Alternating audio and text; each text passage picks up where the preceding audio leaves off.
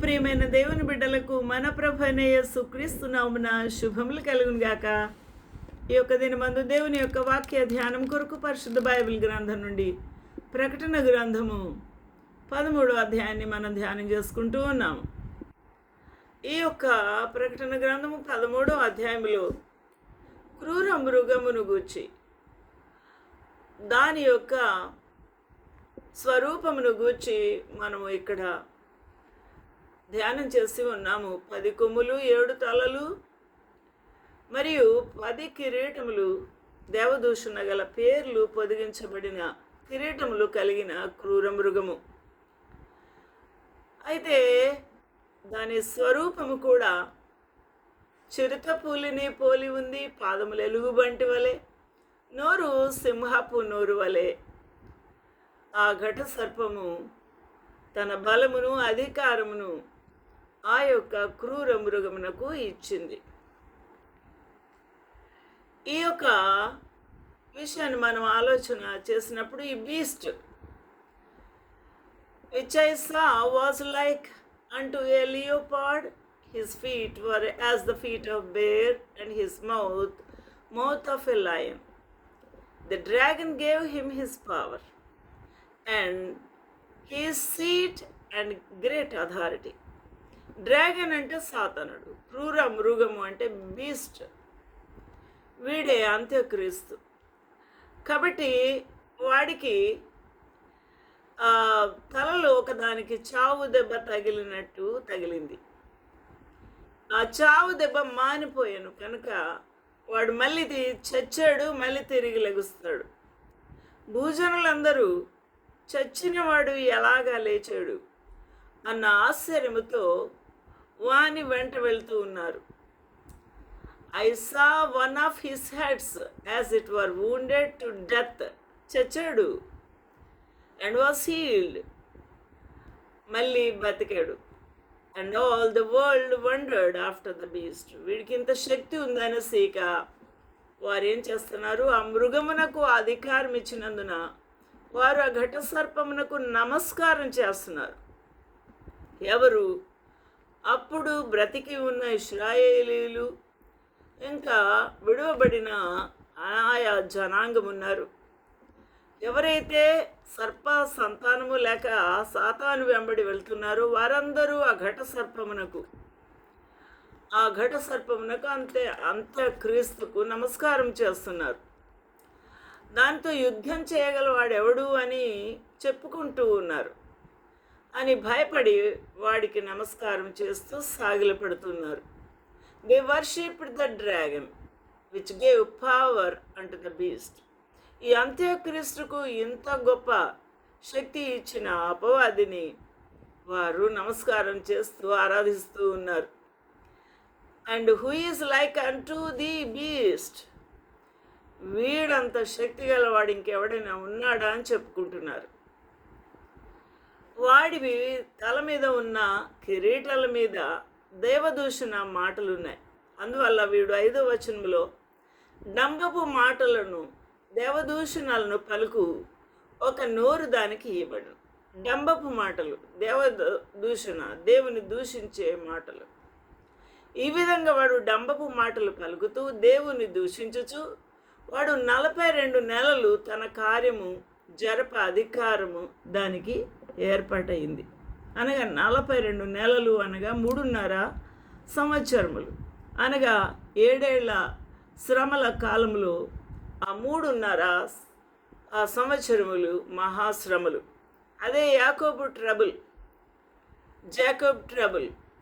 There was given unto him a mouth speaking great things, and blasphemies, and power was given unto him to continue 42 months.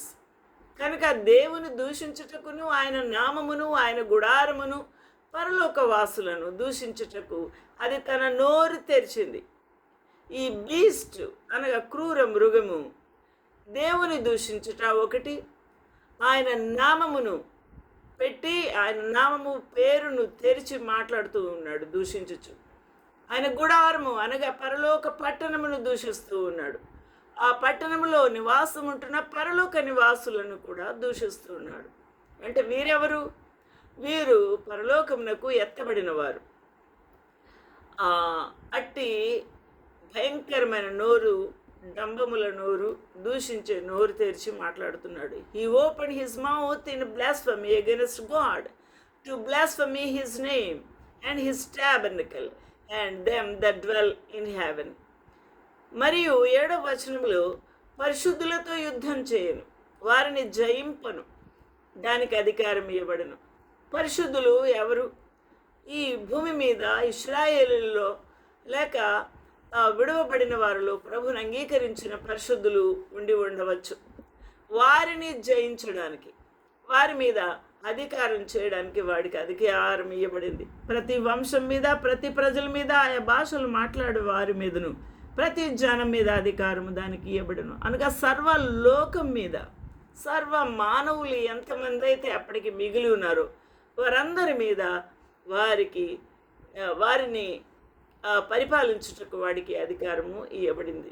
It was given unto him to make war with the saints and to overcome them, and power was given him over all kindreds and tongues and nations. ప్రతి రాజ్యం మీద, ప్రజల మీద వాడికి అధికారం కలదు.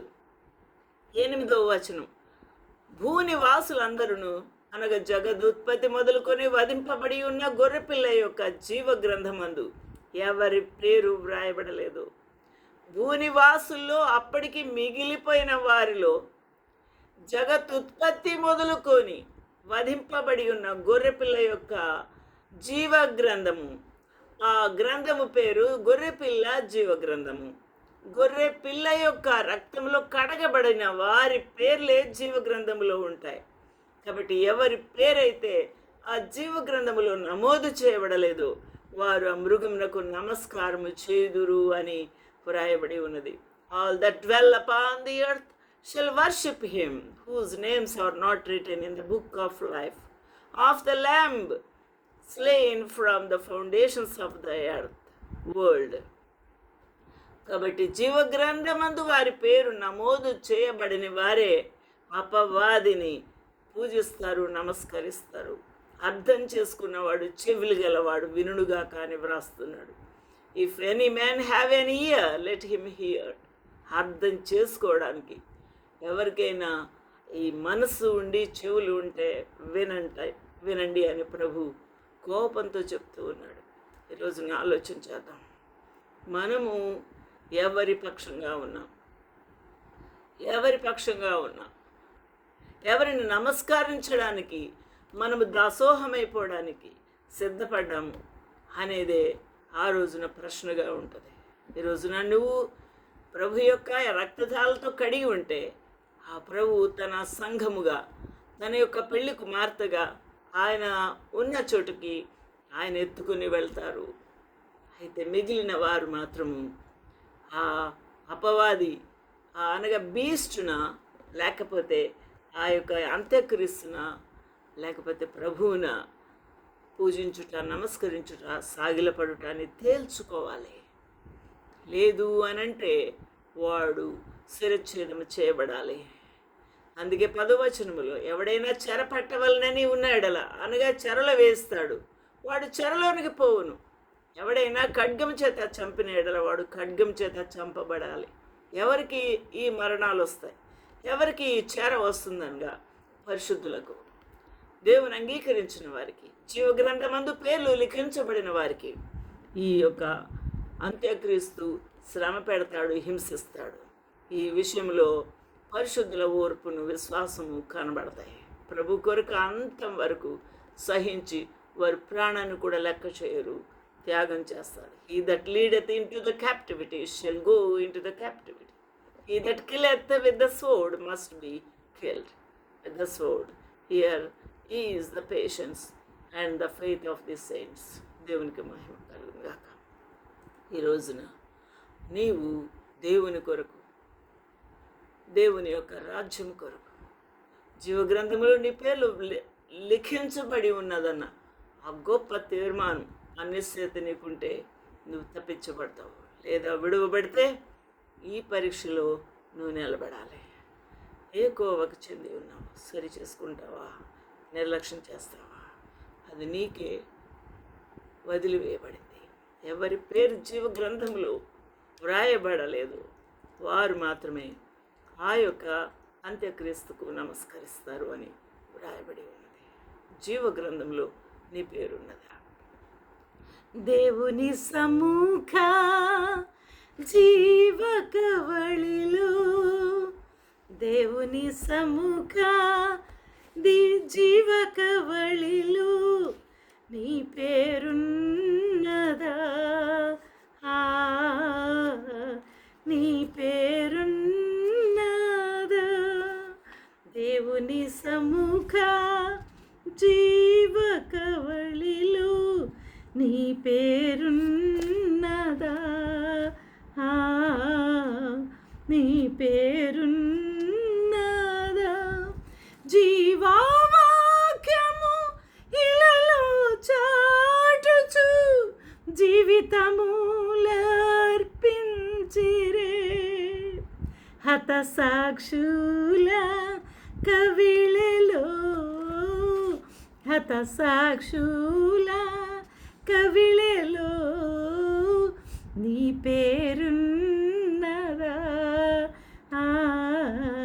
నీ పేరున్నదా?